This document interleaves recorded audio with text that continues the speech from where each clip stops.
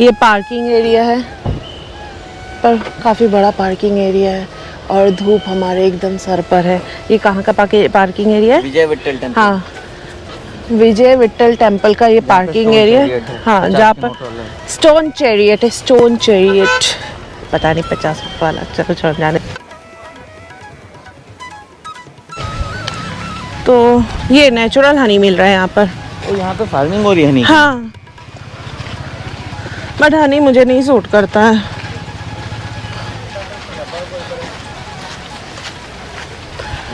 तो टिकट खरीद कर आप लोग टिकट ले सकते हो और पूरे डे के लिए ये वो है। किसी भी हेरिटेज साइट पर आप जाओगे तो ये टिकट आपका हम्पी की सारी ऐसा ही हेरिटेज के साइट्स के लिए ये टिकट है आपका। एक टिकट ले लो, पूरा दिन भर आपको सनराइज टू सनसेट। हाँ, 40 रुपीज़ का टिकट है और आप लोग बग्गी भी कर सकते हो यहाँ से वहाँ जाने के लिए। बग्गी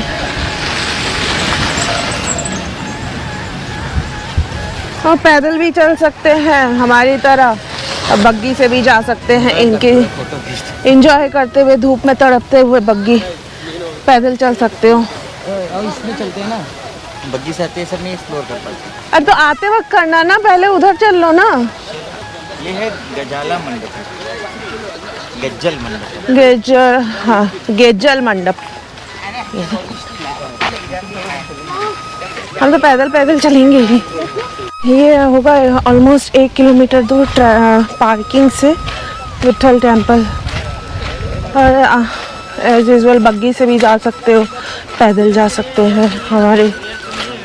हमारे जैसे पेड़ों की कमी है इस रास्ते में, तो धूप बहुत तेज लगेगा। कर्नाटक के ऐतिहासिक नगर हम्पी में स्थित विजय विट्ठल मंदिर केवल एक धार्मिक स्थल ही नहीं, बल्कि 15वीं-16वीं शताब्दी के विजयनगर साम्राज्य की समृद्धि, कला, विज्ञान और स्थापत्य कौशल को जीवंत प्रमाण है। आज जो हम खंडहर देखते हैं, वे कभी विश्व के सबसे भव्य नगरों में से एक गौरवशाली अतीत की कहानी सुनाते। विजय विट्ठल मंदिर का प्रारंभिक निर्माण 15वीं शताब्दी से आरंभ हुआ, परंतु इसका विशाल विस्तार और सौंदर्य विकास विजयनगर के महान सम्राट कृष्णदेव राय के शासनकाल में हुआ था। यह मंदिर किसी एक राजा द्वारा नहीं, बल्कि कई शासकों संरक्षणों के में धीरे धीरे विकसित हुआ। इससे स्पष्ट होता है कि यह स्थल लंबे समय तक राजकीय महत्व रखता था। जब आप इस प्राचीन मंदिर के भीतर कदम रखते हैं, तो सबसे पहले जो महसूस होता है वह है शांति। चारों ओर गहरा अंधकार, इतना कि आपकी आंखें कुछ क्षणों के लिए दिशा खो देती है। लेकिन फिर एक क्षण आता है जब उस अंधकार को चीरती हुई सूर्य की एक पतली सी किरण भीतर प्रवेश करती है। वह किरण सीधी किसी दीवार पर नहीं पड़ती, वह किसी भी दिशा में भटकती नहीं, वह ऐसे आती है मानो उसे अपना लक्ष्य पता हो।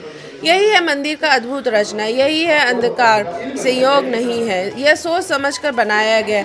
प्राचीन भारतीय वास्तुकार जानते थे जब प्रकाश सीमित होगा तो उसकी एक किरण भी चमत्कार जैसी लगेगी। कल्पना कीजिए, सदियों पहले यहाँ दीपक जलते होंगे, घंटी की ध्वनि गूंजती होगी, मंत्रों का उच्चारण होता होगा और उसी क्षण सूर्य की एक किरण भगवान की मूर्ति को आलोकित करती होगी। यह केवल स्थापत्य नहीं, यह आध्यात्मिक नाट्य है। अंधकार अज्ञान का प्रतीक, प्रकाश ज्ञान का प्रतीक। और जब भक्त इस अंधेरे में प्रवेश करता है तो वह केवल मंदिर में नहीं, बल्कि अपने भीतर की यात्रा पर होता है। यहाँ विज्ञान भी है, यहाँ अध्यात्म भी है, और यह समय की परतों में छिपी एक कहानी भी है। शायद यही कारण है कि सदियों बाद भी यह स्थान हमें मौन होकर सोचने पर मजबूर कर देता है। अब इसे वैज्ञानिक दृष्टि से समझते हैं। मंदिर की दीवारें अत्यंत मोटी है, ग्रेनाइट प्रकाश को लगभग पूरी तरह रोक देता है। गर्भगृह का द्वार जानबूझकर संकरा और कम ऊंचाई वाला बनाया गया, इसे केवल सीमित प्रकाश अंदर आता है। संभावना यह है कि सुबह और शाम की विशेष दिशा से सूर्य की किरण सीधे अंदर प्रवेश करती हो। यह संरेखण खगोलीय गणना पर आधारित हो सकती है। चलिए अब विजयनगर साम्राज्य की पृष्ठभूमि। विजयनगर साम्राज्य की स्थापना 1336 ईस्वी में हुई थी। यह दक्षिण भारत में हिंदू शक्ति के पुनर्जागरण का प्रतीक था।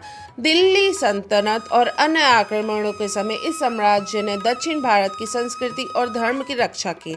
सम्राट कृष्णदेव राय के समय हम्पी विश्व के समृद्धम नगरों में गिना जाता था, जहाँ हीरे जवाहरात खुले बाजार में बिकते थे। विदेशी यात्री जैसे पुर्तगाली यात्री डोमिंगो पेस ने इसे रोम से भी अधिक भव्य बताया था। ऐसी समृद्धि के कारण ही विजय विठ्ठल मंदिर का निर्माण इतने विशाल स्तर पर संभव हुआ। यह मंदिर भगवान विष्णु के विठ्ठल रूप को समर्पित है। विठ्ठल का उपासना महाराष्ट्र के पंढरपुर में भी प्रसिद्ध है। इससे यह संकेत मिलता है कि विजयनगर साम्राज्य ने दक्षिण और पश्चिम भारत की धार्मिक परंपराओं को जोड़ने का प्रयास किया। मंदिर की दीवारों पर, स्तंभों पर विष्णु के अवतार, गरुड़, पौराणिक कथाएं, युद्ध और राजसी जुलूसों के दृश्य उकेरे गए हैं। अब हम विस्तार से जानेंगे इस रथ का इतिहास, इसकी बनावट, इसका रहस्य और इसका आध्यात्मिक महत्व। सबसे पहले एक महत्वपूर्ण बात, यह कोई चलने वाला रथ नहीं है, यह वास्तव में गरुड़ जी का मंदिर है। गरुड़ भगवान विष्णु के वाहन है और चूंकि विजय विठ्ठल मंदिर भगवान विष्णु को समर्पित है, इसलिए यह रथ उनके वाहन के सम्मान में बनाया गया। यहाँ पूरे रथ ग्रेनाइट पत्थर से बना है। इसे अलग अलग पत्थरों को जोड़कर बनाया गया है। पहले इसके पहिए घूम सकते थे, अब संरक्षण के लिए उन्हें स्थिर कर दिया गया है। रथ की संरचना मुख्य भाग है, पहिए, आधार मंच, हाथी की मूर्तियां, ऊपरी भाग। कई इतिहासकार मानते हैं कि उसका डिजाइन ओडिशा के कोणार्क सूर्य मंदिर के रथ से प्रेरित हो सकता है, लेकिन अंतर यह है कि कोणार्क का रथ मंदिर की द्वार का हिस्सा है, जबकि हम्पी का पत्थर रथ एक स्वतंत्र संरचना है। यह रथ इतना महत्वपूर्ण है कि भारतीय 50 के नोट पर इसकी तस्वीर छपी हुई। यह दर्शाता है कि यह केवल हम्पी की पहचान नहीं बल्कि भारत का पूरा इतिहास है। 1565 के तालीकोटा युद्ध के बाद हम्पी को भारी नुकसान पहुंचा। मंदिरों को तोड़ा गया, शहर को लूटा गया, लेकिन यह पत्थर का रथ आज भी खड़ा है, समय और आक्रमणों के सम्मान करते हुए। आज भारतीय पुरातत्व सर्वेक्षण विभाग इसकी सुरक्षा करता है। सबसे पहले समझते हैं पूरा परिसर। यह सिर्फ एक छोटा मंदिर नहीं बल्कि एक विशाल आयताकार परिसर है। चारों तरफ ऊंची पत्थर की दीवारें बनी हुई हैं। संरचना मुख्य रूप से 3 भागों में बटी है, प्रवेश द्वार, मंडप क्षेत्र और मुख्य गर्भगृह।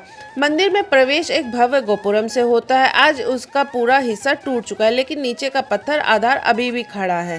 गोपुरम के अंदर आते ही एक विशाल खुला आंगन दिखाई देता है। यहाँ पर स्थित है प्रसिद्ध पत्थर का रथ, जो वास्तव में गरुड़ जी का मंदिर है। यह पूरा आंगन धार्मिक जुलूस, त्योहारों के लिए उपयोग होता था। आसपास छोटे छोटे मंडपम और संरचनाएं भी दिखाई देती हैं। अब हम पहुंचते हैं मंदिर के एक सबसे खास भाग रंग मंडपम में। यहाँ 56 संगीतमय स्तंभ है। प्रत्येक स्तंभ एक ही ग्रेनाइट पत्थर से तराशा गया है।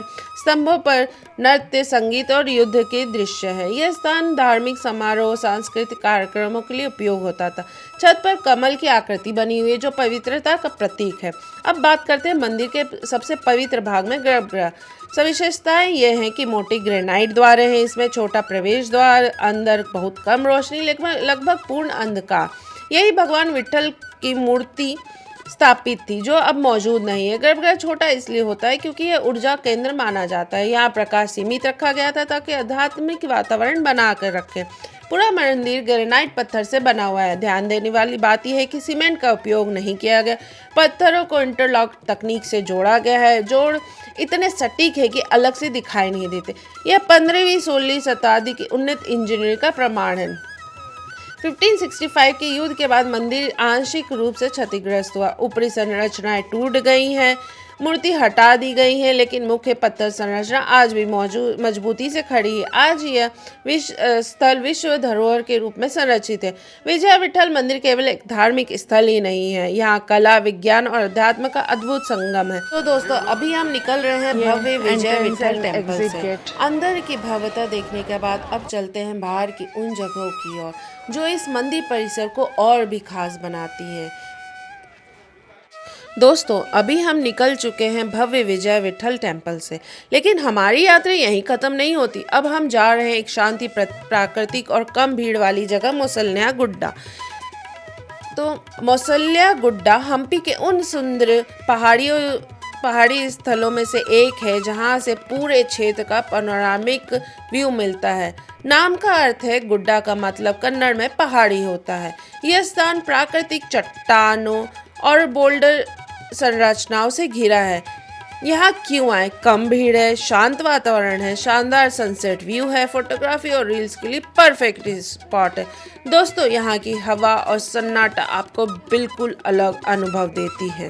हालांकि मसल्याना गुड्डा कोई बड़ा मंदिर परिसर नहीं है, लेकिन यह क्षेत्र विजयनगर काल के प्राकृतिक किलेबंदी का हिस्सा रहा होगा। ऊंचाई से निगरानी संभव थी। आसपास छोटे छोटे मंदिर और संरचनाओं के अवशेष मिलते हैं।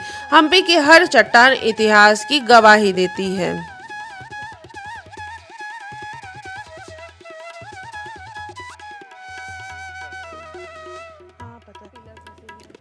अब हम जिस पुष्करणी की बात कर रहे हैं वह है विजय विठल टेम्पल परिसर के पास स्थित पवित्र जलाशय। मंदिर के पास बना पवित्र जल कुंड जहां भक्त स्नान करके मंदिर में प्रवेश करते थे। इसकी संरचना पूरी तरह ग्रेनाइट पत्थरों से निर्मित थी, एकदम सिमेट्रिकल डिजाइन। चारों ओर सीढ़ियां, हर दिशा से नीचे उतरने का रास्ता। ध्यान से देखिए दोस्तों, हर पत्थर बिल्कुल बराबर आकार का कटा हुआ है। सिर्फ जलाशय नहीं बल्कि वास्तुकला की उत्कृष्ट कृति है। विजयनगर काल में जल प्रबंधन अत्यंत था। जल कैसे आता था? जल आता था वर्षा जल संरक्षण प्रणाली से, पत्थर की नालियों के माध्यम से पानी का प्रभाव, पास की नदियों से नियंत्रित आपूर्ति होती थी। यह पुष्करणी सिर्फ धार्मिक ही नहीं बल्कि वैज्ञानिक दृष्टि से भी महत्वपूर्ण थी। आज के मॉडर्न वाटर हार्वेस्टिंग सिस्टम की नींव शायद ऐसी ही प्राचीन डिजाइनों से प्रेरित है। मंदिर में पूजा से पहले शुद्धिकरण, विशेष अनुष्ठानों के लिए जल उपयोग और त्योहारों के समय सामूहिक स्नान भी होते थे। जब यह जलाशय पानी से भरा होता था तो उसकी परछाई में मंदिर की छवि दिखाई देती थी, एक दिव्य दृश्य। अगर आप और दोस्तों, आज का यह सफर यहीं समाप्त होता है। हमने देखा विजय विठल मंदिर की भव्यता, पत्थर के रथ की अद्भुत कला, संगीत में स्तंभों का विज्ञान, पुष्करणी की सटीक ज्यामिति, विठल बाजार की आर्थिक समृद्धि और मसल्याना गुड्डा की शांत पर पहाड़ी से दिखाई देने वाला इतिहास का विस्तार। लेकिन सच कहूँ, हमने सिर्फ पत्थर नहीं देखा, हमने एक सभ्यता देखी। यहाँ हर दीवार, हर स्तंभ, हर सीढ़ी 500 साल पुरानी कहानी सुनाती है। हम्पी हमें सिखाता है सत्ता आती है और चली जाती है, धन आता है और चला जाता है, लेकिन कला, संस्कृति और आस्था वो अमर होते हैं। देखिए कितना सुंदर। अगर आपको यह ऐतिहासिक यात्रा पसंद आई हो तो वीडियो को लाइक करें, लाइक जरूर करें, चैनल को सब्सक्राइब करें ताकि हम मिलते रहें ऐसी भारत की अद्भुत विरासत के साथ। मैं आपसे अगली यात्रा में फिर मिलूंगी, एक नई कहानी, एक नए इतिहास और एक नई खोज के साथ। जय हिंद, जय Bharat, tata, bye bye. Please subscribe.